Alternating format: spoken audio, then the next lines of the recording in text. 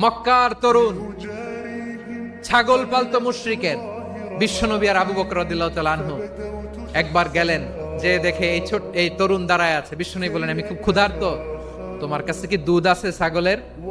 আব্দুল সে ওয়ালাকিন আনা মু'তামান, যে দুধ আছে এটা আমানতের, আমি দিতে পারবো না। বিশ্বনবী এইটা শুনেই তার টার্গেট করে ফেলছে। আনা মু'তামান, দুধ আছে কিন্তু এটা আমার মালিকের, আমি তো দরদ দেখায় আমার মালিকের দুধ আপনি পথিক, আপনারে দিতে পারি না। বিশ্বনবী টার্গেট করে ফেলছেন, এরে আমার কাজে লাগাইতে হবে। বিশ্বনবী বললেন, আচ্ছা ঠিক আছে, দুধ দিও না, কিন্তু এমন ছাগি আছে কিনা যেই ছাগির সাথে কোনো ছাগলের মিলন হয় নাই, তার ওলানে দুধও আসে নাই, বাচ্চাও নাই, এরকম ছাগির থেকে যদি আমি দুধ খাই তাহলে তো সমস্যা নাই। বলতেছে, এরকম ছাগির থেকে দুধ খেলে সমস্যা নাই, কারণ এরকম ছাগির ওলান থেকে দুধ আসবেও না। বলতেছে, ঠিক আছে, এরকম একটা ছাগি নিয়ে আসা হলো। বিশ্বনবী বিসমিল্লাহ বলে ওই ছাগির ওলানে হাত দিলেন। হাত দিতে দেরি, পুরো ওলানটা দুধে ভরে যেতে দেরি হয় না।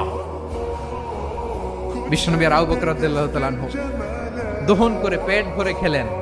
এই দৃশ্য আব্দুল্লাহ ইবনে মাসউদের হৃদয়ে দাগ কাটলো। এই মুআজিজা দেখে তিনি বললেন, আশহাদু আল্লা ইলাহা ইল্লাল্লাহ ওয়া আশহাদু আন্না মুহাম্মাদুর রাসূলুল্লাহ। তিনি ষষ্ঠ মুসলিম ছিলেন, 6 নম্বর